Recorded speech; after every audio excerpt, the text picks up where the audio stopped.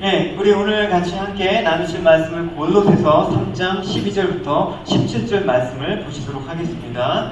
골로새서 3장 12절에서 17절 말씀입니다. 네, 오늘 본문은 이렇습니다. 우리가 본문의 오늘 12절부터 내용을 살펴보시기 전에 1절부터 11절까지 내용을 한번 쭉 하고 이어서 이렇게 하는 게 좋을 것 같습니다. 11절까지 내용은 이렇습니다. 바울이 성도는 그리스도와 함께 살리심을 받은 자다. 그렇기 때문에 이제 그리스도께서 하나님 우편에 앉아 계신 위 하늘의 것을 추구해야 되는 자가 바로 우리들이라는 사실을 우리가 살펴보았겠죠, 여러분. 묵상에서 개인적으로. 그래서 위의 것을 찾으라라는 그런 메시지가 아마 3장 그 초반에 담겨져 있을 것입니다. 그 이유가 무엇입니까? 성도라는 것은 세상에 대해서 이미 죽은 자들로서 그리스도 생명은 그 하나님과 함께 이제 그리스도 안에 감춰져 있기 때문에 그리스도께서 재림할 때 성도 역시 함께 영광 중에 나타날 것이다 라는 것을 밝히고 있었습니다. 그래서 그리스도 안에 새 사람이 된 성도가 버려야 될 옛사람의 성품에 대해서 앞에 쭉 열거가 되어 있습니다. 뭐냐면 음란하고 부정하고 사욕하고 악한 정욕과 탐심 등을 그런 죄의 본성들을 죽여야 된다. 그리고 성도가 버려야 될 옛사람의 행실들을 또 언급하고 있거든요. 그게 뭐냐면 분노와 악의와 비방과 악한 말과 거짓말을 버려야 된다고 앞에서 얘기하고 있습니다. 그렇기 때문에 이제 옛사람과 대조되는 이제 새 사람의 신분에 맞는 어떤 새로운 것들을 우리가 입어야 된다라고 얘기하고 있습니다. 그래서 3장에서 핵심되는 그 포인트가 뭐냐면 벗고 입다. 옛사람을 벗고 새 사람을 입다. 이런 개념들을 여러분 3장에서 발견하실 수가 있을 것입니다. 그래서 이제 옛사람의 본성과 죄악된 행위를 벗어버리고 새 사람을 입는 자들이 우리다. 그래서 새 사람이란 다름 아니라 하나님의 형상에 따라 참된 지식에까지 새로워져가는 자들임을 밝히고 있는 내용입니다. 그에 맞춰서 이제 새 사람을 입은 자들답게 우리는 그에 맞는 걸맞는 새로운 삶을 살아야 된다라고 강조하고 있습니다. 그래서 이제 오늘 본문을 여러분 이제 살펴보면 새 사람이 된 성도가 해야 될 구체적인 정말 실상 가운데 구체적으로 우리가 적용해야 될 덕목들이 무엇인가, 결국은 그리스도 중심으로 살아야 되는 것에 대해서 언급하고 있는 내용입니다. 그 내용이 구체적이 무엇인지 우리가 이 세 가지를 통해서 살펴보도록 하겠습니다. 새 사람 입은 이제 성품들, 또 그리스도의 평강이 우리 마음 가운데 주장하는 모습들, 또 우리 마음 가운데 말씀 풍성히 거함으로 말미암아 하나님 말씀이 통치하고 이제 감사가 넘치는 그런 삶을 살아야 된다라고 얘기를 하고 있어요. 우리 첫 번째 내용은 그렇습니다.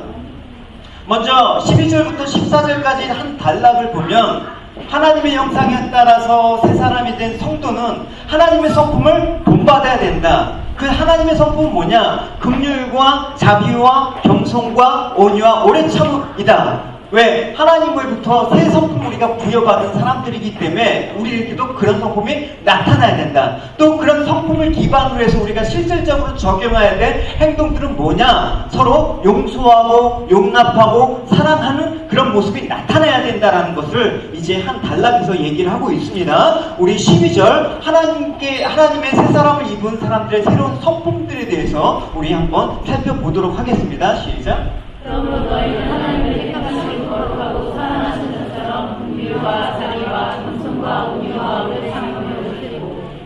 뭐라고 하십니까? 긍휼, 자비, 겸손, 온유, 오래 참음.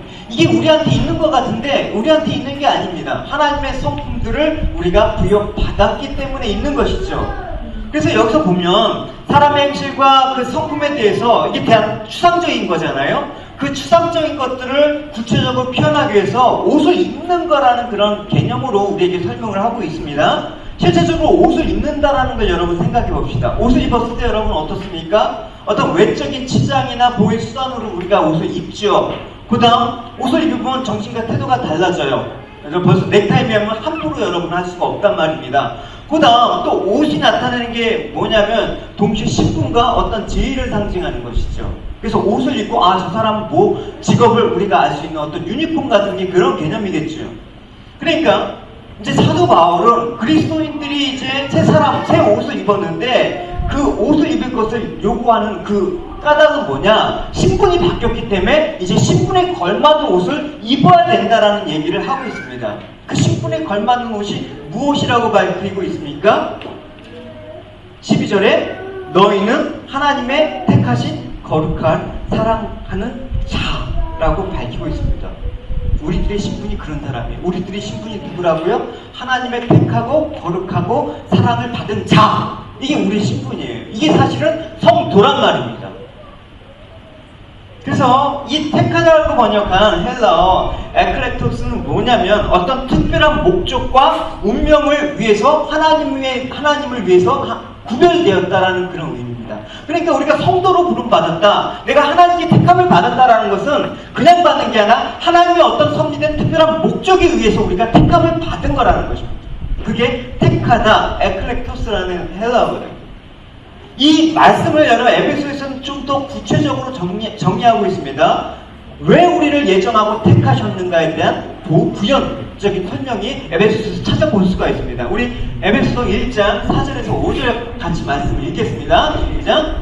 창세전에 그리스도 안에서 우리를 택하사 우리로 사랑 안에서 그 앞에 거룩하고 훈련하게 하시려고 그 기쁘신 뜻대로 우리를 예정하사 예수 그리스도로 말미암아 자기의 아들들이 되게 하셨으니. 그죠? 왜 우리를 택하셨냐? 사도 바울은 사절 하반절에 저렇게 구체적으로 얘기하고 있습니다. 왜 그러냐? 궁극적인 목적을 선포하고 있는데 그것이 뭐냐면 거룩하고 흠이 없게 하기 위해서 우리를 선택하셨다라고 얘기하는 것입니다. 그러니까 결국은 성도라는 것은, 성도의 삶이라는 것은 결국 하나로 가는 것입니다. 그 거룩을 향해서 가는 삶들을 하나님께서 결국 만들어내시기 위해서 우리를 선택하셨다는 사실을 큰 그림으로 우리가 알아야 되는 것입니다. 그럼 그 거룩한 삶들을 위해서 우리가 해야 될 것들에 대해서 오늘 말씀하고 있는 것이란 말입니다. 그래서 이 거룩하고 흠이 없게 하시기 위해서 어떻게 하셨다라고 앞에 강조하고 있습니까? 하나님의 사랑 안에서. 그래서 우리를 가르치실 때 어떻게 가르친다? 사랑으로. 우리를 이해하시는데 어떻게? 사랑으로. 우리를 용서하시는데 어떻게? 사랑으로 하신다. 사랑으로 참으시고 사랑으로 깨우치게 하시고 사랑으로 알게 하신다는 말입니다. 그러니까 그리스도인들은 하나님의 선택을 받고 사랑을 받은 성도입니다. 믿으십니까? 이 세상을 살아도 우리는 이 세상에 속하지 않는 사람들이라는 것입니다. 그렇기 때문에 이제 이 세상에 속하지 않는 구별된 자로 살아가기 위해서 하나님의 택하심을 받아서 거룩한 하나님의 받은 성도가 해야 될 것이 무엇이냐라고 오늘 본문은 던지고 있습니다. 우리 마음 가운데. 결국은 하나님의 그 성품을 물려받아야 되는데 그 성품, 긍휼과 자비와 겸손과 온유와 오래 참음, 이 5가지를 얘기하는데 뭐 갈라디아에서 성령의 열매나 또 에베소서에 뭐 바울 서신서에 보면 이 외에도 많은 성품들이 물론 언급이 되어 있습니다. 그래서 이 성품을 가지고 우리가 해야 될 구체적인 일이 뭐냐? 그게 먼저 용서를 실천하라, 이렇게 구체적으로 얘기하고 있는 것입니다. 우리 13절을 같이 읽어보도록 하겠습니다. 시작. 네가 너희의 형제들은 서로 용납하여 피차 용서하되 주께서 너희를 용서하신 것과 같이 너희도 용서하라. 용서하라, 이렇게 얘기하고 있습니다. 우리 용서라는 말은 참 많이 듣죠. 그래서 용서라는 거 할 때 어떤 개념을 우리가 일반적으로 구체적으로 가지고 있죠. 용서하다라는 이 헬라어 카리즈마이는 뭐냐면 빚을 면제해 주자다, 은혜를 수여하다, 그런 뜻이거든요. 그러니까 이 말은 상대방의 어떤 잘못에 있어서 잘못을 용서해주고 그냥 있는 그대로 인정하고 받아들일 때 용서하다, 이 카리즈마이라는 말을 쓰거든요. 쉽게 말해서 내가 용서를 베풀 때 상대방에게 어떤 대가나 어떤 뭐 되돌려받을 것들을 기대하지 않는 거, 그냥 무작정 용서하는 거예요. 그걸 뜻하는 것입니다. 그래서 사도 바울은 이 용서의 근거를 우리에게 있지 않고 그리스도의 그 용서하심에 두고 있습니다. 왜냐하면 우리 이런 용서가 불가능하기 때문에 그런 것이죠. 그래서 에베소서에서 동일한 이런 개념을 설명하고 있습니다. 우리 같이 읽어보도록 할게요. 시작. 서로 인자하게 하며 불쌍히 여기며 서로 용서하기를 하나님이 그리스도 안에서 너희를 용서하신 것과 같이 하라. 그렇죠. 그리스도 안에서란 말이 반드시 들어가야 되는 것입니다. 왜냐? 그러지 않는 용서는 우리가 한계가 있기 때문에 그렇다는 것이죠. 왜냐하면 우리가 죄에 의해서 어그러진 왜곡된 성품을 가지고 이 땅에 사는 우리 인간들은 어떤 타인의 실수나 잘못에 대해서 또 더 나아가 그 잘못이 나에게 어떤 극심한 피해를 줬다 그러면 우린 용서하기가 참 힘듭니다. 어느 정도까지는 용서할 수가 있는데 그 선을 넘어가 버리면 폭발을 하는 것이죠. 그게 이제 그 수위가 이제 요즘 들어서 점점 낮아지지 않습니까? 어려운 일일 수가 있습니다. 그래, 흔히 이런 말들 해요. 보통 사람이 갖고 있는 용서의 개념은 두 가지 개념이 있습니다. 어떤 거냐면 용서하고 잊어버려라.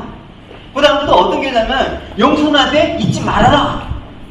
이 전자의미 뭐예요? 용서했으면 그건 마음에 드는 거, 그거 용서해놓고 마음에 두고 있으면 그건 진정한 용서가 아니다. 그러니까 그 사실까지도 잊어먹어야 된다라고 하는 개념을 갖고 있고, 또 후자의 개념은 뭐냐면 용서는 하지만 그 교훈은 잊지 말아야 된다라는 그런 주의죠.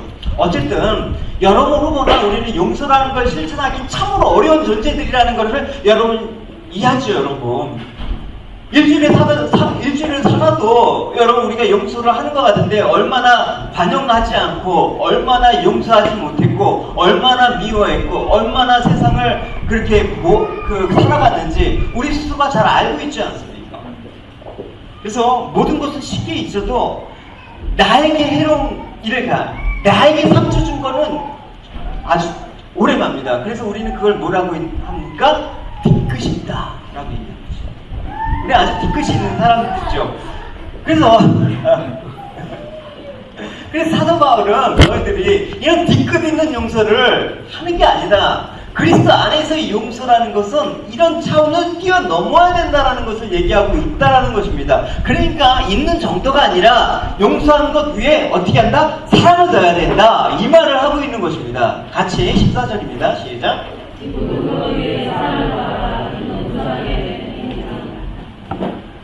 이게 성경 전체의 가르침이죠. 그래서 사도 바울은 로마서에서도 내 원수가 죽이냐? 그럼 먹을 것을 주고 목마르가 마시게 해라. 원수에게 용서 차원을 떠나서 원수를 위해서 베풀어라 이렇게 얘기하는 것입니다. 그들 불쌍한 처지를 돌봐주라고 얘기하고 있는 것입니다.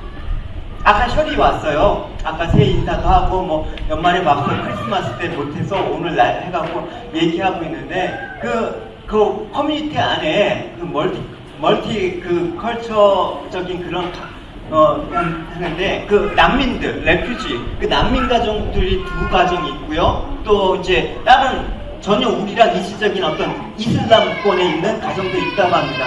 근데 그들과 함께 이제 커뮤니티 이루면서 하는 거에 대해서 되게 나름대로의 사명과 비전을 갖고 있더라고요. 그래서 어떻게 우리도 함께 하고 싶다. 우리도 멀티컬처다 하면서 철영 선생님 또 민준이네 가지고 이렇게 얘기를 했죠. 어쨌든 우리가 돌아보고 또 그 처지를 알아야 된다는 건 되게 중요한 것이죠. 그리스도께서 우리를 이와 같이 용서하고 사랑하셨기 때문에 너희들도 그와 같이 하는 것이 마땅하다라고 사도 바울은 얘기하고 있는 것입니다. 그러니까 우리가 일단 이럽시다. 우리가 타인을 용서하고 어떤 용납하기 이전에 이 용서와 용납이 여러분 어디서 나왔는가? 말씀을 살피고 하나님께서 우리를 어떻게 용서하고 어떻게 사랑해 하셨는지 먼저 알아야지만 그걸 가지고 용서할 수 있다라고 얘기하는 것입니다. 그래서 항상 사도 바울의 그 서신서를 보면 항상 특징이 있죠. In Christ. 그리스도 안에서만이 그런 것들이 가능하다라는 것들을 계속해서 강조하고 있는 것입니다. 이 개념을 우리가 어떤 처지였는가, 어떤 자들이었는가 한번 로마서하고 연결해서 한번 살펴보도록 합시다. 로마서 5장입니다. 같이 교독할게요. 우리가 아직 연약할 때 기억된 대로 그리스도께서 경건치 않은 자를 위하여 죽으셨도다. 이를 위하여 죽은 자가 죽지 않고 선을 위하여 영광을 죽는 자가 복이거니와. 우리가 아직 죄인 되었을 때 그리스도께서 우리를 위하여 죽으심으로 하나님께서 우리에 대한 자기의 사랑을 확증하셨느니라. 그러면 이제 우리가 피를 인하여 의롭다함을 얻었은즉 더욱으로 말미암아 신령하시면서 구원을 얻었으니. 같이 읽겠습니다. 곧 우리가 원수 되었을 때 그 아들의 죽으심으로 말미암아 하나님을 더불어 화목하게 되었은즉 화목한 자로서는 더욱 그의 살으심으로 인하여 구원을 얻을 것이라. 그리스도의 십자가를 통해서 하나님의 사랑이 언제 나타나했다고 얘기하고 있습니까? 6절에 보면 우리가 아직 연약했을 때 또 우리가 아직 죄인 되었을 때 우리가 원수 되었을 때 바로 그리스도께서 우리를 위해서 죽으셨다라고 얘기를 하고 있습니다. 그러니까 하나님은 우리가 전혀 소망이 없을 때 하나님의 사랑을 받을 만한 가치가 전혀 없을 때 아니 하나님과 더 나아가 원수가 되어서 하나님을 대적할 때 그때 아들을 보내어 우리를 대신 죽게 하심으로써 그리스도에 대한 당신의 사랑을 우리에게 확증하셨다라고 얘기를 하고 있습니다. 그러니까 지금 이 말을 바울이 어느 때 하고 있습니까? 성도들에게 이전과는 전혀 달라진 이때 하고 있습니다. 그러니까 예수 그리스도의 피와 그에 대한 믿음으로 인해서 하나님의 자녀가 된 이때, 그러면 너희들이 원수 되었고 연약하고 죄인 되었을 때도 하나님께서 너희들을 그렇게 사랑하는데, 지금 하나님의 자녀가 된 너희들을 하나님께서 얼마나 사랑하고 너희들을 보살피지 않겠냐, 그런 얘기예요. 그러니까 지금 더욱더 이 구원에 대한 감사와 그 은혜를 이제는 너희들한테만 베푼 게 아니라, 너희들이 이 사랑을 받았으면 이와 같은 마음으로 용서해야 되고, 그 위에 사랑을 더해서 너희들도 그 사람들이 주님의 사랑과 용서를 알게 해야 돼, 이런 말을 하고 있는 것입니다. 그래서 구절에 이렇게 얘기하고 있지 않습니까? 너희들이 그렇기 때문에, 이전에도 그랬는데 지금은 얼마나 너희들이 더 은혜를 받는 거야. 그러니까 너희들은 뭐라고 얘기하면, 더욱 이전보다 더욱 사랑. 해가 더 나갈수록, 여러분, 작년보다 우리는 하나님을 더 사랑해야 되고, 작년보다 우리는 하나님 말씀을 더 읽어야 되고, 작년보다 우리는 하나님을 위해서 더 기도해야 되는 거예요. 더욱. 그래서 너희가 더욱 하나님의 더욱 구원을 얻기 위해서 얻을 것이다. 너희들이 더욱더 하나님을 위해서 살게 되면 구원을 얻을 것이다 얘기하고 있습니다. 근데 여러분 좀 보십시오. 구원을 얻었다라고, 구원을 얻은 사람한테 구원을 얻을 것이라고 지금 계속해서 얘기하고 있단 말입니다. 이거는 미래에 일어날 일을 얘기해요. 그럼 좀 희한한 것입니다. 왜 우리가 구원을 받았으면 과거에 구원을 받은 것들을 써야 되는데, 왜 구원을 받았는데 또 구원을 얻을 것이라고 하는 건 뭐지? 라는 의문을 여러분 가지셔야 되는 것이죠. 그럼 우리가 구원받은 거는 가짜인가? 아니면 우리가 구원을 받을 수도 있고 안 받을 수도 있는 건가? 이렇게 헷갈릴 수도 있습니다. 그렇지는 않습니다, 여러분. 그래서 우리가 예수 그리스도를 믿을 때 그 순간 구원을 받습니다. 그래서 이제 예수 그리스도 말미암아 의롭다 하심을 얻고 죄의 종노릇에서 해방되어서 의의 종노릇 타며 멸망의 자리에서 영생의 자리로 옮겨진, 하나님 나라의 그 자리로 옮겨진 자들입니다. 그런 의미에서 예수 그리스도를 믿는 성도는 이미 구원을 받은 것입니다. 이게 바로 already, 이 개념이 적용됩니다. 그러나 우리가 already 이미 구원을 받았지만 아직 아니에요. 그래서 구원을 받을 것이다라는 또 미래 시제가 쓰여 있단 말입니다. 왜냐하면 동시에 우리는 이 세상을 살아면서 육신의 고통, 육적 고통을 당해야 되는 것이거든요. 그러니까 결국 최종적으로 이 육적 죽음을 맞이하게 됨으로써 우리가 이 땅의 삶들을 종료하게 되는 것이죠. 그때까지는 아직 구원을 받은 게 아니라는 것입니다. 왜냐하면 완전한 구원은 뭐입니까? 우리가 영과 육이 완전히 전인격적인 구원을 말한 것이라고 여러분 강조했죠. 그러니까 완전한 구원을 받으려면, 우리가 지금 영 구원을 받았지만 이 육체가 새로운 몸을 입어서 완전한 구원을 받으려면 아직은 구원이 완성이 안 된다는 것입니다. 그래서 이 영과 육이 하나님 나라에 들어가기 위해서는 어떻게 하신다? 예수님께서 다시 오셔야 된다는 것입니다. 그래서 예수님께서 다시 오셔서 우리에게 새 옷을 입혀주시면 새로운 몸을 가지고, 변화된 몸을 가지고 하나님 나라에 들어간다. 그때 구원이 완성된다. 그러니까 지금 현재 구원은 이미 받았지만 아직 구원에 이르지 않았다. already, yet이 들어가는 거예요. 그래서 이 already와 yes 사이에 항상 우리는 긴장감을 갖고 신앙생활을 해야 된단 말입니다. 구원을 받았다고 안일해서도 안 되고, 또 우리가 이미 구원을 받았기 때문에 막 살아서도 안 되는 것입니다. 왜? 아직 완전한 구원이 남아있기 때문에 그런 거예요. 그러니까 이미 already와 yes 사이에 이미와 아직 사이에 기간이 있죠. 그게 우리가 살아가는 성화의 기간이라는 거예요. 이 기간에 우리는 하나님의 그 거룩하신 그 선택하심에 따라서 만들어져 가야 되는 그런 일들이 생긴다는 것입니다. 그래서 우리가 이미 구원받은 사실로 인해서 감사하고 기뻐하지만 자만하지 말고 긴장감을 갖고 완전한 구원을 이루기까지 너희들이 하나님의 성품을 닮아가면서 그 성품을 갖고 용서하고 사랑을 실천해야 된다는 얘기를 하고 있는 것입니다. 그래서 빌립보서에서는 이런 긴장감을 갖고 구원을 떨림으로 이루라라는 그런 말씀이 잘 소개되고 있죠. 빌립보서 2장 12절입니다. 같이 읽어보겠습니다. 시작. 그러므로 나의 사랑하는 자들아 너희가 나 있을 때뿐 아니라 더욱 지금 나 없을 때에도 항상 걱정하여 두렵고 떨림으로 너희 구원을 이루라. 그러니까 하나님께서 우리에게 기대하는 게 있습니다. 우리를 구원했지만, 우리를 구원하셨지만 그 아들의 십자가의 피로서 구원을 했지만 구원으로 끝난 게 아닌 말입니다. 그럼 구원 이후에 더 하나님의 기대가 있다는 것입니다. 그러니까 신앙생활은 내가 주님 믿고 구원받아서 끝나는 게 아니라는 것입니다. 이제 시작인 거예요, 여러분. 우리는 계속해서 그 과정들을 겪고 있기 때문에 우리가 한 해 한 해 갈수록 여러분의 신앙은 좀 더 주님께 가까워져야 되고 좀 더 십자가를 향해서 나가야 되는 것이죠. 근데 이놈의 신앙은 한 10년, 20년 지나면 그냥 이제 매너리즘에 빠져갖고 아무런 감동과 아무런 기억도 없는 거예요. 그래서 하나님에 대한 우리의 기대는 천국을 가는 정도가 아니라 어디까지? 하나님의 성품에 참여하는 데까지 나가야 된다. 하나님의 성품을 닮아가는, 하나님 예수님의 성품을 본받아서 우리가 하나님처럼 그렇게 천국에서 교제하길 원한다라는 것입니다. 베드로후서 1장 4절입니다. 같이 읽겠습니다. 시작. 이로써 고열고 주께서 약속을 우리에게 주사 이 약속으로 말미암아 너희 성령에 하여 세상에서 죽고 지하여 그냥 성령에 하는 자들에게 주 여러분. 그래서 여러분이 올해 목표는 무엇입니까? 올해 소망은 무엇입니까? 하고 할 때 물론 여러 가지가 있을 수 있어요. 돈도 모으고 사업도 잘 되고 뭐 다 있을 수 있습니다. 그러나 모든 것들을 여러분 어떻게 가져가야 된다? 이 모든 것들 통해서 내가 하나님 닮고 싶습니다. 하나님의 성품을 참여해서 이 사업도 하고 싶고 우리 가정도 이끌어가고 싶고 내가 섬기고 싶습니다 라고 해야 되는 것이죠. 하나님은 여러분의 인생이라는 그 도화지 캠퍼스 위에 그림을 그리고 계신다라는 그 표현이 깡 맞는 것입니다. 왜냐면 주일학교에 보면 그림 그리고 막 이렇게 만들게 하는 거 생각이 나더라고요.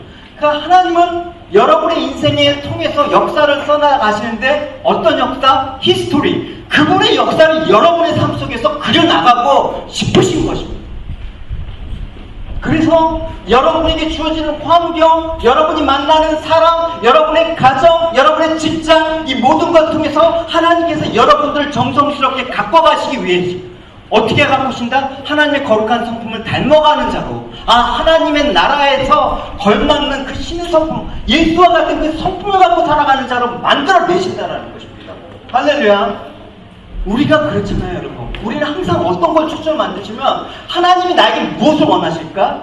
하나님이 나에게 어디 가라고 명하실까? 항상 what이나 where에 관심이 많아요. 근데 우리가 무엇을 하든 어디 가든 그 부차적인 문제예요. 하나님 우리가 어떤 사람이 되는데 관심이 갖고 있단 말입니다. 그러니까 그건 어떻게 보면 환경과도 무관한 거예요.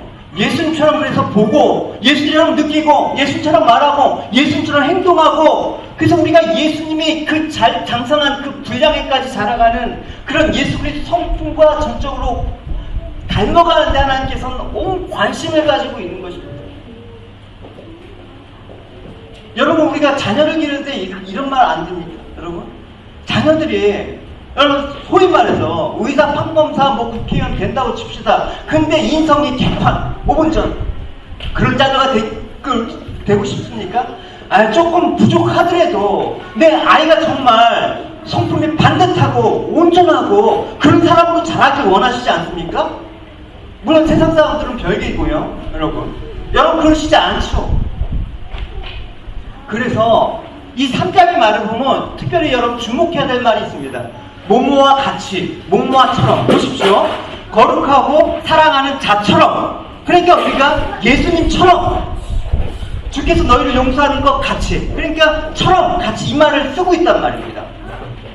그러니까 우리가 없던 긍휼도 하고 어떤 자비, 겸손 이런 거 없던 걸 우리 안에 만들어내라는 게 아니라 주님께서 너희들한테 베푸신 것처럼 너희들이 그것처럼 하는 거야. 그것만 따라하면 우리가 주님을 닮아가게 돼 있는 것입니다.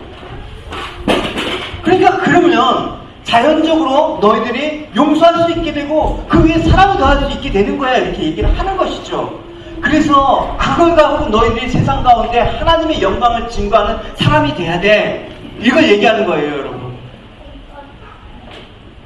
우리가 세상에 영향을 미치는 그 부분에 대해서 잘못 판단하면 어떻게 생각합니까? 교회와 세상을 연결시켜야 된다고 얘기하고 있습니다. 그럼 교회는 타락하는 것이죠. 진정으로 우리가 세상에 영향을 주는 방법은 세상처럼 되는 것이 아니라 세상과는 완전히 다른 모습으로 살아가야 되는 것입니다. 어떻게? 하나님의 그 성품과 하나님 예수님께서 우리에게 용서하시고 사랑하신 그 마음을 가지고 살아가야지만 세상과 다른 모습으로 우리가 하나님께 영광을 돌 수가 있는 것입니다.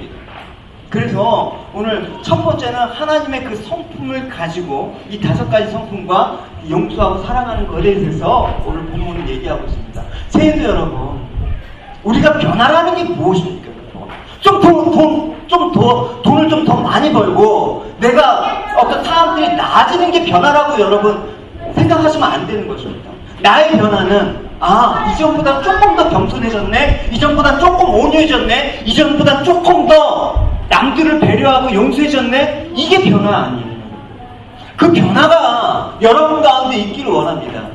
그 변화가 우리 가정 가운데 있기를 원합니다.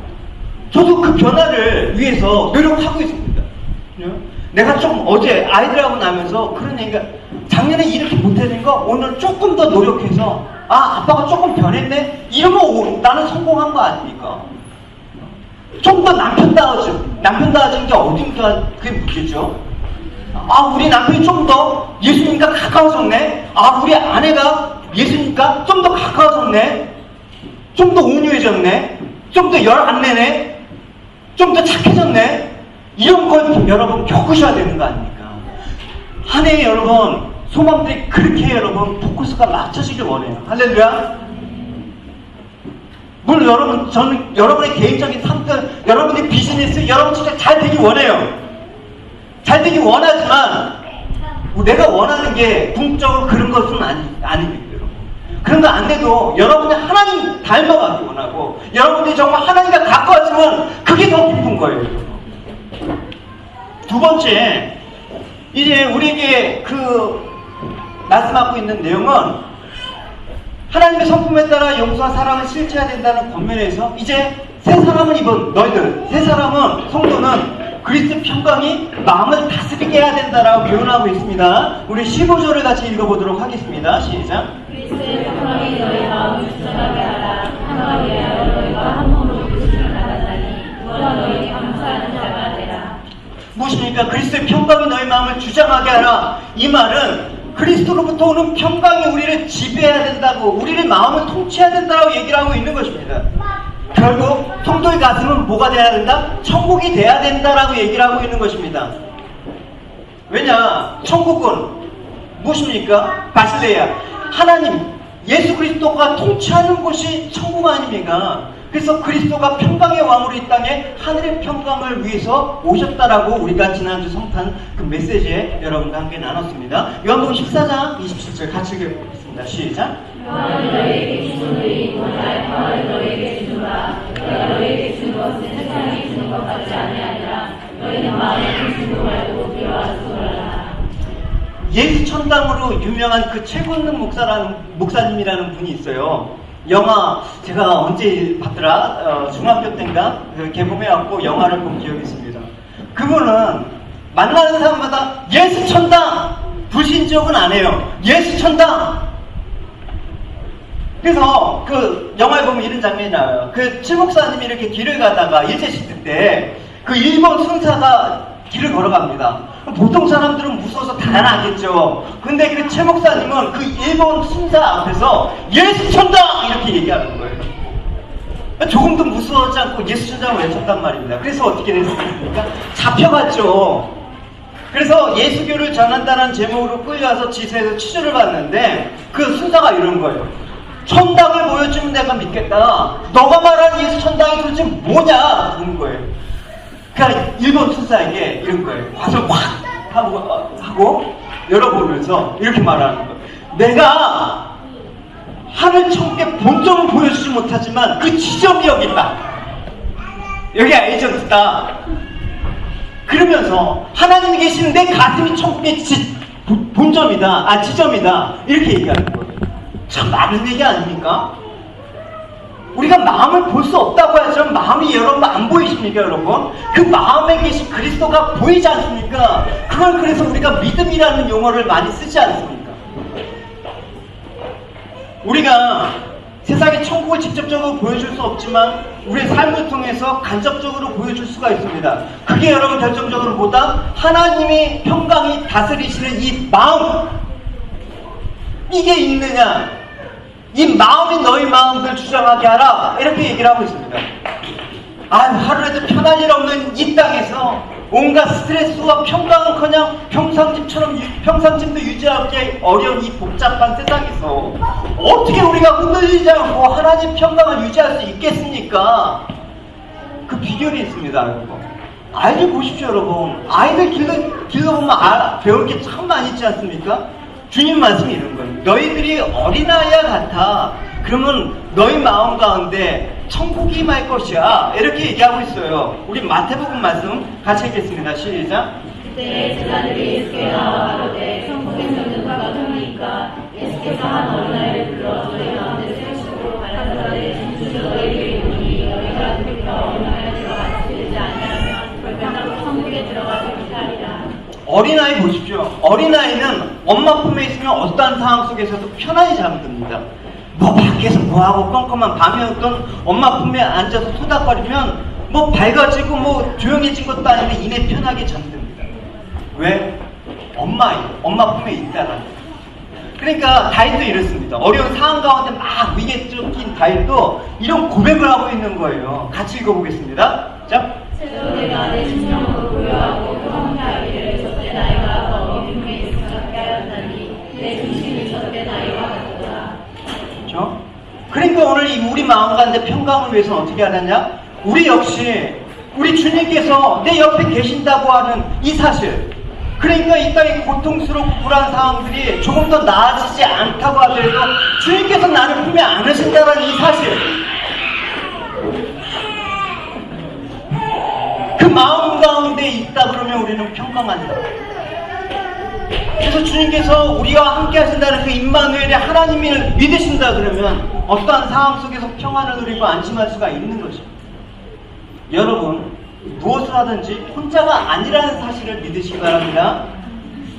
여호수아에 보면 이런 게 있죠. 하나님께서 이제 여호수아 1장에 보면 여호수아에게 이제 모세 대신에 네가 이스라엘 이 백성들을 입고 가나안 땅에 들어가라. 이제 네가 리더야. 이렇게 얘기해요. 그러니까 여호수아가 오케이 할 수 있습니다. 이러지 않았어요. 하나님께서 그렇게 했을 때 여호수아에게 뭐가 찾아왔냐면 두려움이 찾아왔어요. 왜? 자신과 모세를 비교했기 때문에. 모세는 자타공인한 지금까지 살았던 가장 강력한 리더였고 선지자였고 말씀의 사람이 아니었습니까? 하나님과 대면했던 사람 아닙니까? 그 모든 그 모세의 그 존재감이라는 건 엄청났습니다. 물론 여호수아도 놀라운 확신을 가진 사람이었죠. 우리가 잘 아다시피 가나안 정탐꾼에서 거인들을 정탐꾼들이 거인들을 보고 자신들을 메뚜기 같다고 할 때 여호수아하고 지금 갈렙은 뭐라고 했습니까? 저들은 우리 밥이다라고 했던 그런 배짱 있는 사람이었습니다. 그런데 지금 하나님께서 네가 이제 백성 데리고 가나안 땅에 들어가 이러니까 그 시점에서 여호수아가 확신을 잃은 거예요. 자신감을 잃은 거란 말이에요. 이런 일이 우리 안에 없을까요? 내가 작년에는 확신 있게 할 수 있는데 아마 내년에도 확신 가운데 할 수 있을 거야. 우리의 상황과 환경은 늘 변화되고 나한테 좋은 쪽으로 올라가지는 않습니다. 그럴 때 내 마음대로 주어지는 이 환경을 컨트롤하면서 나는 확신 있게 살 수 있겠느냐? 그런 사람이 있겠느냐? 그러니까 그 평강은 상황에 따라 좌지우지되는 그런 평강은 여러분 우리의 마음을 주장할 수가 없는 거예요. 맨날 그러니까 이제 상황이 휘둘리는 거예요. 그런 하나님, 여호수아도 그런 과정을 겪었던 거죠. 그러니까 하나님께서 여호수아에게 말씀하는 거예요. 어떻게 말씀하고 있습니까? 마음을 강하게 하라. 담대히 하라. 두려워 말고 놀라지 마라. 어떻게? 내가 어디도 가든지 하나님, 나 여호와가 너와 함께 있을 것이다. 나 임마누엘 하나님께서 너와 함께 있을 것이다. 이걸 무려 1장에서 3번이나 반복하고 있단 말입니다. 그러니까 그 말씀이 여호수아의 마음을 확 바뀌게 하는 거야. 그 두려운 마음과 뭐가 찾아왔습니까? 하나님이 함께 하신다는 그 빈만의 평강에 그 여호수아의 마음을 확 사로잡는 거예요. 그때부터 어떻게 두려움이 사라진 것이죠. 두려웠던 여호수아가 이제 백성들 앞에서 일어나서 마침내 이렇게 말합니다. 여러분, 오늘 놀라운 일이 일어날 것입니다. 우리는 이제 약속의 땅에 들어갈 것입니다. 지난 40년간 우리는 광야에서 힘든 세월을 보내고 방황했지만 이제는 하나님의 약속에 따라서 이제 들어갈 것입니다. 하나님께서 말씀하셨습니다. 저 마음 가운데 평강을 주셨습니다. 오늘은 다릅니다. 하나님이 우리에게 늘 원하셨던 그 일을 이제 우리가 함께 이뤄 나갈 것입니다. 일어나 함께 갑시다. 무엇이 찾아왔습니까? 여호수아 가운데 그 평강이 이제 이스라엘 백성에게 전해지니까 이스라엘 백성이 온 이스라엘 백성이 하나가 되어서 어떻게 요단강을 건너게 된 것이죠. 그래서 평강은 한 사람만의 것이 될 수가 없습니다. 그 평강을 통해서 다른 사람에게 평강이 전해질 때 우리는 하나님의 하나님 되심을 온 천하가 증거되고 드러나게 되는 것입니다. 그래서 여호수아가 그 평강을 전해준 것처럼 평강은 하나님이 우리에게 전해진 목적이고 그 평강을 또 전해주는 것이 우리의 목적이라는 것입니다. 나눴을 때 평강을 하나님 평강을 나눴을 때 역사가 일어나는 거예요. 그래서 15절을 보면 이렇게 말씀하시죠. 평강을 위해서 어떻게 너희가 한 몸으로 부름을 받았다라 얘기하는 거예요. 이 평강이 복음 증거와 연관이 있다라는 것입니다. 복음을 증거하고 선교하는 것과 성도의 평강은 어떤 관련이 있습니까? 제가 쉬운 예를 들어드리겠습니다. 우리가 흔히 마케팅에 대해서 논할 때 아주 대표적인 예를 쓰고 있습니다. 어떤 예가 있냐면 어느 신발을 제조하는 기업체에서 아프리카의 시장 개척을 위해서 한쪽에 2사람을 파견한 거예요. 근데 2사람의 리포트가 다 달랐다는 것입니다. 한 사람은 원주민들이 전혀 신발을 신지 않았습니다. 이거 신발 들어가야 팔리지도 않을 겁니다. 라고 부정적인 보고를 했습니다. 한 사람은 같은 이유인데 신발 하나도 안 신었으니까 저들에게 신발을 시키면 많이 팔 수가 있습니다. 그 가능성에서 얘기했단 말입니다. 똑같은 상황. 바로 복음 증거와 성교에 대한 비결이 여기 있습니다. 그래서 독일의 신학자 로핑크는 이렇게 얘기하고 있습니다. 교회를 뭐로 비교하냐면 컨트라스트 소사이어티, 그러니까 대조사회라고 비교하고 있거든요.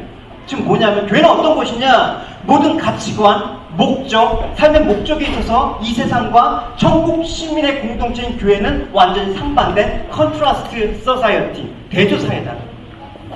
생각해 보십시오. 세상이 나눠갈수록 험악해지고 죄악이 들끓고 다툼과 미움과 증오로 점점 그렇게 팽만해져 가고 있는 삶 가운데 또 이에 대해서 황금 만능주의와 물질주의가 이제 팽창해서 재물과 황금을 찾아가는 데 정신이 없는 이 상황 가운데 부정적인 시각으로 보면 어떻습니까? 그러니까 복음 일전하기 점점 어려워져. 그렇기 때문에 물질주의 시대 때 그냥 나 먹고 살자고 하니까 헌금도 안 해. 그러니까 재정이 부족해서 성교도 힘들어. 이런 얘기가 나오는 거예요. 그러나 이게 정말 하나님이 원하시는 것일까요? 정말 이렇게 하나님이 이 시대 가운데 교회가 이런 모습을 갖기를 원하실까요? 반대로 생각해야 되지 않습니까? 신발을 신지 않은 사람이 있기 때문에 신발이 더 필요합니다. 그러니까 이 세상이 그렇게 흘러가기 때문에 우리가 해야 될 역할은 더 큰 것입니다. 이게 바로 우리가 살아가는 성도로서의 비결입니다. 교회 본질을 회복하는 데 있어서 가장 중요한 핵심입니다. 그러니까 세상이 험하고 미움이 가득할수록 교회는 더욱더 사랑과 평화의 공동체가 돼야 되는 것입니다. 할렐루야! 세상은 물질과 물량주의로 흘러갈수록 성도는 더 겸손하고 청빈한 삶을 살아야 되는 것입니다. 할렐루야! 이럴 때 세상은 교회를 주목하게 되는 것입니다. 우리가 그렇게 알리지 않아도 세탁기 승용차 경품 내면서 전도 그렇게 안 해도 저게 교회구나라고 아는 게 그래서 어둠이 깊을수록 촛불은 더 밝히지 않습니까? 그래서 그 촛불이 정권을 바꾸지 않습니까? 이사야서 60장 1절 3절입니다. 같이 읽겠습니다. 시작. 일어나라 빛을 발하라 이는 내 빛이 이렇고 여호와의 영광이 내게 일어났습니다. 보라 어둠이 땅을 덮을 것이며 캄캄함이 만민을 가리려니와 오직 여호와께서 내 위에 임하실 것이며 그 영광이 내 위에 나타나니 열방은 내 빛으로 열방은 비추는 내 명령으로 나아오리라. 그러니까 우리가 복음을 증거하고 송배하기 위해서 뭐 새롭고 신기한 기발한 세탁기나 뭐 큰 거 경품 내고 뭐 전도 축제 이런 거 할 필요 없어요, 여러분. 세상이 주목 끌기 위해서 인기 스타 데려가고 간증 이런 거 짓거리 할 필요 없어요, 여러분. 뭐 재정이 부족한 이유로 성교하기가 어렵네 이런 거 그냥 할 필요 없어요, 여러분. 하나님의 말씀과 진리에 따라서 우린 겸손하고 사랑으로 서로 섬기면서 성도 간의 평강과 화평을 위해서 최선을 다 평강의 모습을 보여주는 것만으로 전도라니까요, 여러분. 그래서 요한복음 13장에 이렇게 얘기하고 있죠. 같이 읽겠습니다. 시작. 내가 너에게 주니 서로 사랑하라. 내가 너희를 사랑한 것 같이 너희도 서로 사랑하라. 너희가 서로 사랑하면 이로써 모든 사람이 너희가 내 제자인 줄 알리라. 그래서 서로라는 말을 여러분 주목하십시오. 오늘 골로새 3장에서 보면 또 특별한 용어가 있는데 서로란 말을 강조하고 있습니다. 서로 용서하고 서로 용납하고 서로 사랑하고 이 서로라는 이 말을 통해서 우리는 서로 은혜를 받아야 되는 것입니다. 아, 저 사람을 통해서 내가 용서를 알게 됐어. 내가 저 사람을 통해서 하나님의 은혜를 알게 됐어. 이렇게 서로에게 좋은 영향을 줘야 되는 것이죠. 여러분들은 여러분의 지체를 어떻게 영향을 주고 있습니까? 그 좋은 영향력이 여러분 가정과 교회와 또 여러분이 속한 그 지역 사회에 흘러가길 원합니다. 할렐루야. 마지막으로 세 번째, 이제 그리스도의 말씀 및 이제 통치하게 하라, 감사가 넘치게 하라는 그 메시지를 주고 있습니다. 그래서 이제 16절에서 17절에 보면 사도 바울은 이제 골로새 교인에게 말씀이 너희 안에 풍성히 거하게 하라, 그리고 희와 찬미와 신령한 노래를 불어라, 감사가 넘치게 하라. 그러니까 이제 이 좋은 것들, 하늘 신령한 것들로 너희들 마음 가운데 꽉꽉 채워라. 우리가 항상 비움을 많이 강조하죠. 그래서 내려놓음, 비워놓음 이런 건 많은데 비워놓음만 갖고는 안 돼요, 여러분. 내려놓는 것만 갖고 안 돼요. 비움이 있으면 어떻게 한다? 체험이 있어야 되는 거예요, 여러분. 이게 여러분 창세기에도 있잖아요. 하나님의 공간과 그 공간을 만드시고 그 외에 콘텐츠를 태워놓으셨단 말입니다. 여러분들이 세상 것들을 벗어냈으면 그 외에 뭘 채워놓으신다? 하나님이 신령한 것들을 채워놓으셔야 되는 거예요. 보십시오. 16절, 17절 같이 읽어봅시다. 시작.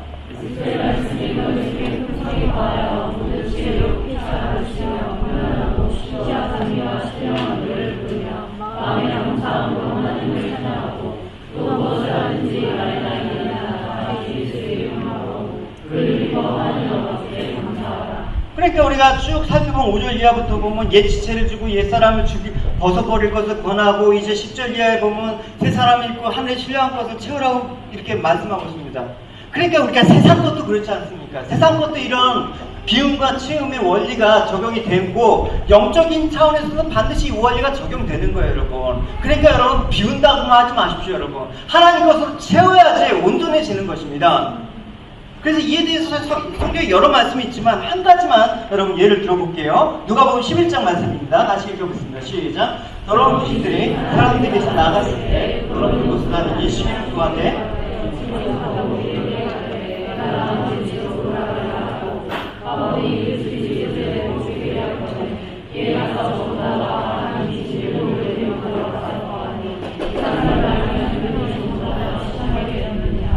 그러니까 주님께서는 더러운 귀신이 나갔어요. 근데 나가서 먹고 살기가 힘드니까 어떡하지? 힘들어. 세상이 고달퍼. 귀신도 힘드니까 다시 옛날 그리운 집으로 돌아가자 하는데 집이 완전 리모델링 된 거예요. 싹 정리가 됐어요. 더 좋아졌다 하면서 일곱 귀신을 데리고 들어간 거예요. 그러니까 우리가 비우되 제약된 옛 습관과 성품들을 다 이제 하나님 십자가 앞에서 못 박혔으면 거기서 끝나는 게 아니라 이제 하늘의 신령한 곳을 채워야지. 봤더니 저기서 주님이 저기 이제 주인으로 살고 계시네. 가면 어떻게 들어가? 이렇게 얘기해야죠. 그러니까 비유대 신령한 것을 채우지 않으면 이전보다 상황이 더 나빠지는 거예요. 그러니까 은혜로 여러분 늘 은혜 하는데 은혜를 통해서 여러분 회개하고 여러분 비워냈으면 그 은혜 위에 은혜가 더하는 것들로 여러분 채워야지 그 은혜가 여러분 지속된다라는 것입니다. 그 대표적인 예가 유대인이었어요. 그들이 주착하고 있는 건 뭐야? 하지 말라! 이거 하지 말라! 그러니까 구약의 율법을 문자적으로 매인 나머지 뭐 하지 않는 것만 초점을 뒀단 말입니다. 그러니까 본질적으로 더 높은 차원의 것을 추구하고 채워야 되는 그 본질적인 목적을 잊고 그렇게 말았습니다. 그러니까 그들에게 남은 건 뭐예요? 껍데기인 형식주의, 차갑게 굳어진 경직된 율법주의, 가식과 위선. 그래서 주님께서 이들은 뭐라고 얘기해요? 이 가치가 묻은 같은 녀석들아 라고 얘기하고 있습니다. 같이 읽어보겠습니다. 시작.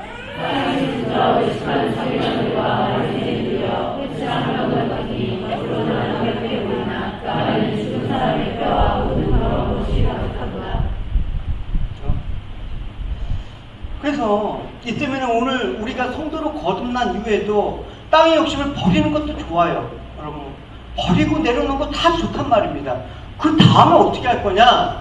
사도 바울은 이제 버리고 비웠으면 성령의 충만함으로 채워야 되고 옛것을 벗어버리고 새 사람을 옷 입어야 되고 하나님 성품으로 이제 충만해서 이제 그렇게 살아나는 거죠. 그래서 새 사람이 입어야 되고 여러분 마음 가운데 영 가운데 채워야 될 것들에 대해서 여러 가지로 이렇게 오늘 본문은 말씀하고 있습니다. 그 대표적인 게 무엇입니까? 하나님 말씀이 너희들 가운데 충만히 거하게 하라. 이 거하다라는 이 에노이케오라는 이 단어는 뭐냐면 그냥 불편하게 거하는 게 아니에요. 여러분 어느 집에 가면 되게 불편하죠. 눈치가 보여요. 근데 어느 집에 가면 되게 편하죠. 왜 그렇습니까? 똑같이 있는 건데 여러분 주님 마음은 여러분 가운데 편하게 있으니까 아니면 불편하게 거하고 눈치 보면서 이 에노이케오는 아주 편하게 있는 거예요. 그러니까 주님이 우리 안에 거한다라는 건 그런 개념이거든요. 내가 주님 앞에 거한다라는 건 그런 개념이거든요. 그래서 우리 믿는 자는 마음속에 주님의 말씀이 정말 거할 곳이 거할 곳을 만들어내야 되는 것입니다. 어떤 상황과 어떤 위기가 닥칠 때 아무 생각이 안 나. 그럼 마음 가운데 주님의 말씀이 없다라는 거예요. 하나님 말씀의 묵상이 여러분 가운데 되어 있지 않았다라는 것입니다. 그럼 다 인간적인 방법과 혈기와 노력과 그런 것들만 나오는 거예요, 여러분. 그래서 오늘 사도 바울은 너희 마음 가운데 주님 말씀이 거하게 한다. 근데 어떻게 거한다? 그냥 일주일에 예배 한번 드리고 나는 이제 끝! 할 일 다 했어. 그게 아니라 어떻게 거한다? 풍성히 거하라.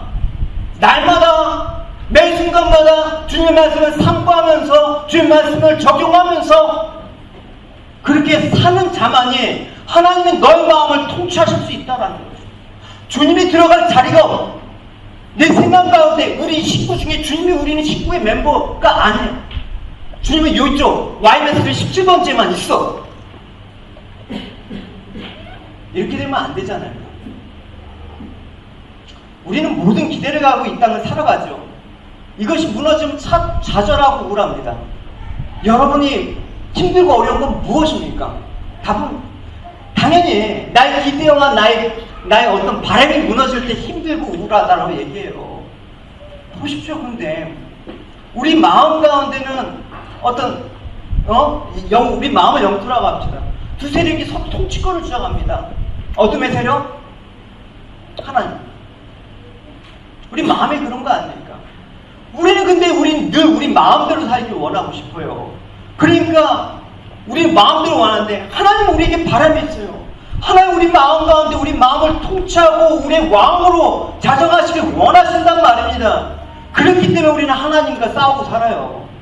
그게 우리였단 말입니다. 그런데 하나님께서 이렇게 싸우면 얘네들은 큰일 나겠다. 그래서 예수 그리스도를 보내신 거예요. 예수 그리스도 십자가의 피로 말미암아 이제 하나님과 화해가 됐어요.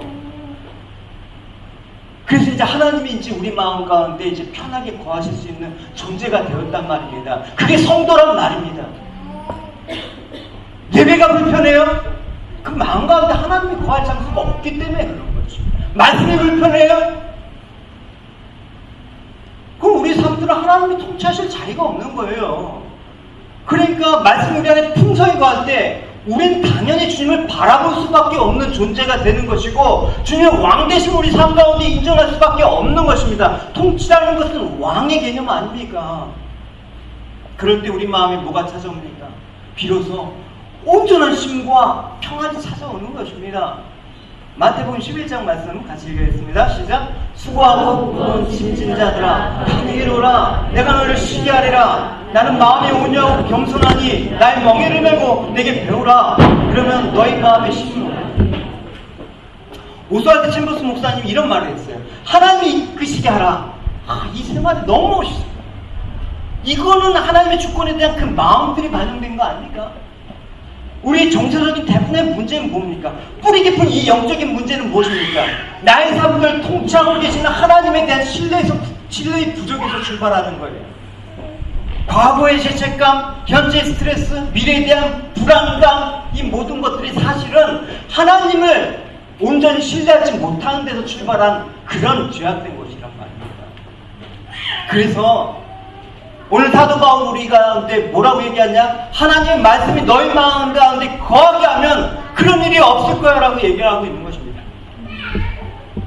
그래서 내 마음 가운데 예수 그리스도 살아계신 예수 주님을 만나게 되고, 그래서 주님의 어떤 상황 가운데서 나심치 않고 나를 꼬꾸라지게 하지 않고 우겨쌈을 당하게 하지도 않고 망하게 하지 않을 것이라는 그 신뢰가 우리 가운데 있다 그러면 이 세상을 살아가는데 여러분, 과연 우리가 믿음으로 살기가 어려운 것이겠습니까 여러분? 믿음이 무슨 고행적인 수도승 되는 길입니까 여러분? 고린도후서 4장 7절입니다. 같이 읽어보겠습니다. 시작. 우리가 이 고백을 지금에 가졌으니 이는 능력이 주님 것이 하나님께 있고 이를 믿지 아니함을 알게 하렵니다. 우리가 사방으로 일선을 당하여도 살지 아니하며 답답한 일을 당하여도 낙심하지 아니하며 핍박을 받아도 버림받지 아니하며 억울한 일을 당하여도 망하지 아니하고. 우리가 질그릇 속에 보배를 갖고 있다는 것은 무엇입니까? 우리가 예수님을 막연하게 믿는 게 우리 신앙일까요? 예수님을 교리로 믿는 게 믿음일까요? 말씀이 예수님 그 자체 아닐까요 여러분? 말씀이 육신되어서 이 땅에 오셨고 이제 그 말씀이신 주님께서 우리 마음 가운데 거하십니다. 우리 함께하고 계십니다. 그래서 말씀이 너희에게 거하게 하라는 것은 주님이 너희 안에 거하게 하라는 얘기예요. 주님이 너희 삶들을 주장하게 하라는 얘기예요. 그럴 때 나의 이제 모든 것들은 주님께서 허락하신 거야. 주님께서 이 상황들을, 이 환경들을 허락하신 거야. 그러니까 감사할 수 있는 거예요. 그러니까 17절에서 너희들이 이제 주님을 힘입어 하나님 아버지께 어떻게 하라? 감사하라. 이렇게 나가요. 하나님께 감사할 때 그게 억지로 안 되지 않습니까? 감사, 여러분. 우리가 신앙생활 하면서 감사하라는 말이 얼마나 많이 들었어요, 여러분. 감사하라. 근데 그 감사는 여러분, 우리로부터 나올 수 있는 게 아니에요, 여러분. 그를 힘입은 감사, 그 감사만이 감사할 수 있는 원동력이 되는 거예요. 주님의 감사는 어떤 감사였는지 여러분 한번 성경에서 잠깐 회고해 봅시다. 한마디로 주님의 감사는 어떤 감사였습니까? 감사할 수 없는 상황 가운데 감사하지 않습니까? 절대 감사하지 않았습니까? 우리가 지난 시간에 봤듯이 추수해 보십시오. 주님의 추수이 정상적인 거였습니까? 세상이 보기에는, 과학적으로 보기에는 의혹과 오해를 살 만한 충분한 사건 아닙니까? 하나님의 능력으로 동정녀에게 통해서 태어난 출생. 그러니까 무지한 세상 사람들은 아직도 심심한 그거 갖고 주님의 출생에 대해서 이러쿵 저러쿵 하면서 억지로 부풀려서 세상의 이목을 끌어서 이익을 챙기려는 그런 무리들이 아직도 많은 거예요. 또 태어난 곳은 정상적이신 것이었습니까? 고음비 산부인과에서 좋은 여건에서 태어났습니까? 냄새나는 말고요. 그것도 모자라서 출생 직후에 생명의 위협을 느껴서 애국으로 피신해야 됐어요. 그 이후에는 가난한 목수의 아들로서 또 장남이에요. 집안을 돌보셔야 됐습니다. 공생이 간에 머리 둘 곳이 없는 주님께서는 하나님의 아들이셨음에도 불구하고 대부분 찬 방꽃길을 맞으면서 광야에서 기도하시면서 노숙하셨어요. 식사거리가 때로는 없어갖고 무화과 나무를 뒤지셔야 됐어요. 너무 우리가 신앙을 낭만적으로 생각하지 않습니까? 주님 이렇게 공생이가 하면 멋있는 그죠? 비참했어요. 됩니까? 십자가를 지켜서 마지막으로 가는 그 길조차도 누가 크느냐 다투 철없는 제자들, 같은 혈육인데도 불구하고 이해하지 못했던 가족들, 고향 사람들로부터 배척, 자신들 입맛에 맞추지 않다고 기적과 풍요를 주지 않다고 돌을 던지면서 십자가에 못 박으라고 소리치던 그 무지한 백성들, 무자비한 권력의 핍박, 마침내는 제자의 배반으로 인해서 동족과 제자들, 심지어는 하나님까지도 버림받은 그 느끼는 그 천정 고독 속에서 홀로 지셔야 했던 그 십자가, 이 정도면 원망이 아니라 어떤 차원이었겠습니까? 여러분, 이런 사람들을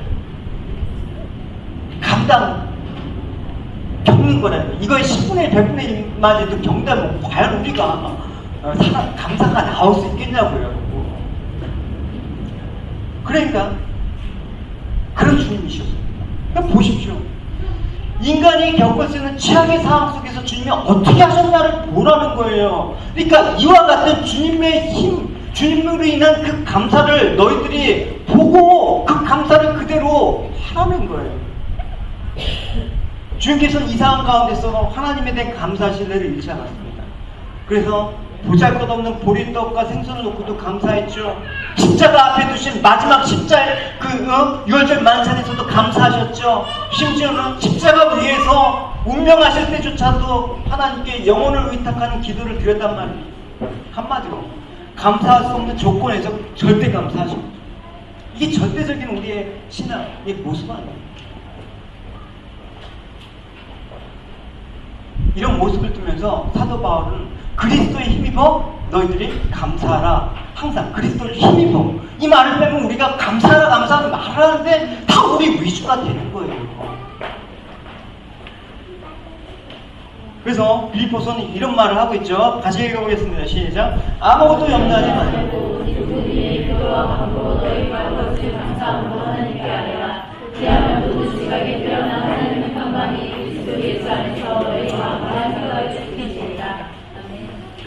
여러분, 지금처럼 복잡하고 짜증나는 일이 많은 이 시대 가운데, 더군다나 거창하고 새로운 것을 추구하는 이 시대 가운데 우리가 가진 것, 우리가 받은 은혜들에 대해서 하나도 잘 되짚어보잖아요. 그러니까 자꾸 낡은 것에 대해서 거의 무감각해지고 있어요. 뭔가 새로운 것.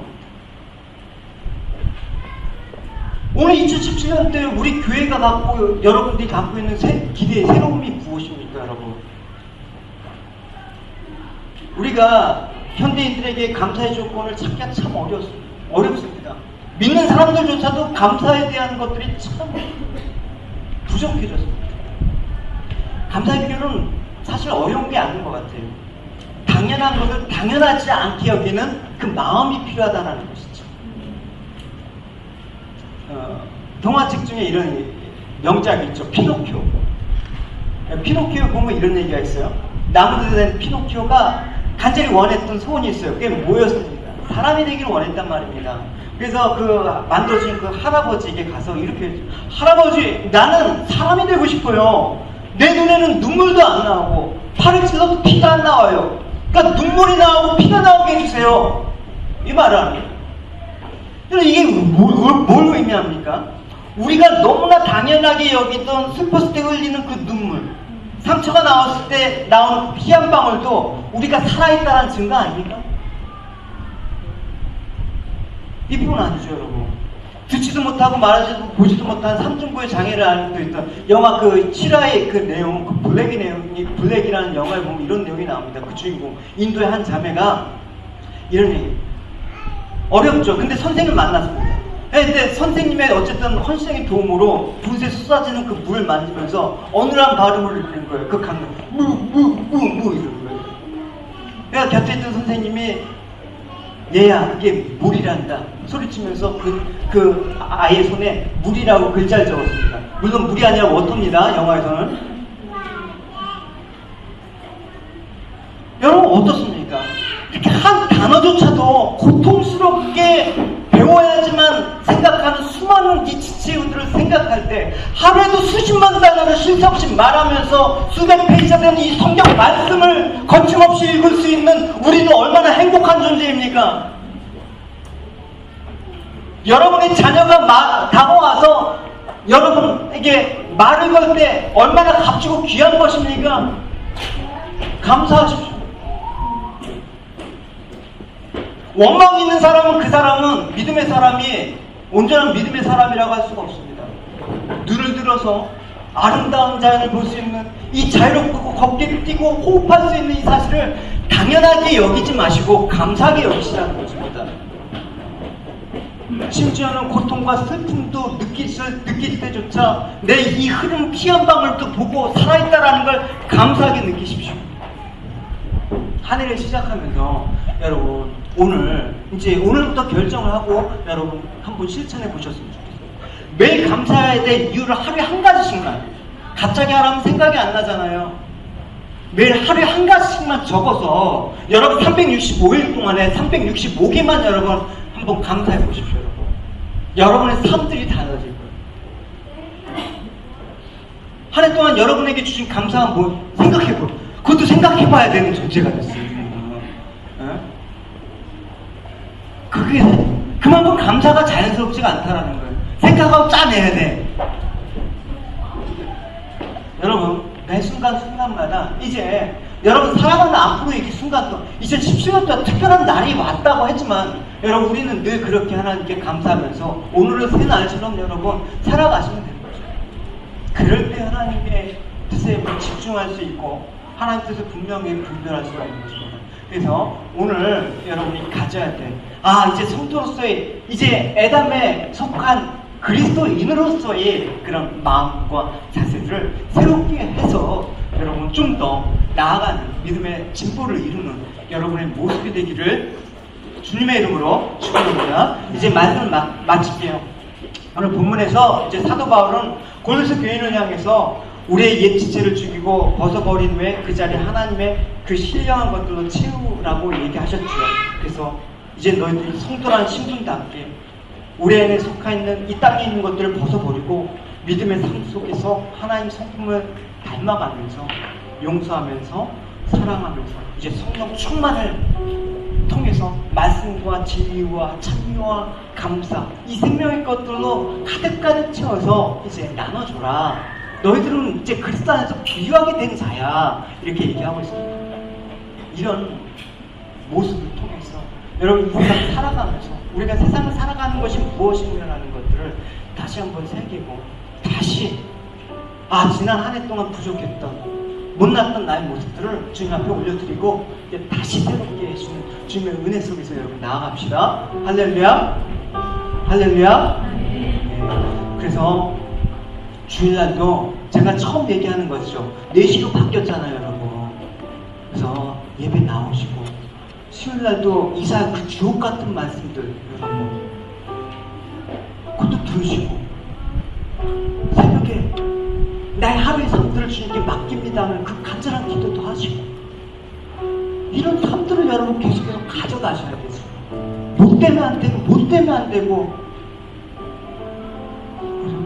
지금 아이들이 어려서 안 되고 지금 일이 바빠서 안 되고 못 되면 안 되고 죽을 때까지 안 돼요 우리 신앙은. 데이트 아니라고 하는데 하루하루 나 그런 사람들이 지치지 않는 사람이 어디 있어요. 여기서 열심을 내는 우리가 열심히 되는 사람들을 한번 보십시오 여러분. 넉넉히 사는 사람들이 어디 있어요 여러분. 여러분 제가 여러분을 믿는 게 아니라 주님께서 여러분들을 믿고 사랑하십니다. 할렐루야. 그 주님의 기대와 그 사랑을 여러분 힘입어 여러분 다시 한번 2017년 한 해 내가 믿음의 성장을 이렇게 했습니다. 주님 이렇게 닮아갔습니다. 주님 기뻐하신 뜻대로 살려고 이렇게 노력했습니다 라는 것들을 여러분 나타내시는 귀한 여러분이 되시기를 주님의 이름으로 축원합니다. 우리 같이 찬양하겠습니다. 모든 시험과 모든 생활 속에서 모든 상황 속에서 하나님 주님 나를 인도하시고 또 누려먹게 하시는 모든 절망 속에서 힘을 주시는 주님 아버지 앞에 감사드립니다. 하나님 말씀이 나를 주장하게 하시고 성령께서 나를 인도하여 주시옵소서. 시험이 찾아오기 때마다 주님만을 바라보게 하시고 믿음으로 승리하는 일을 될 수 있도록 인도하여 주시옵소서. 같이 찬양합시다. 우리 같이 일어나서 찬양합시다.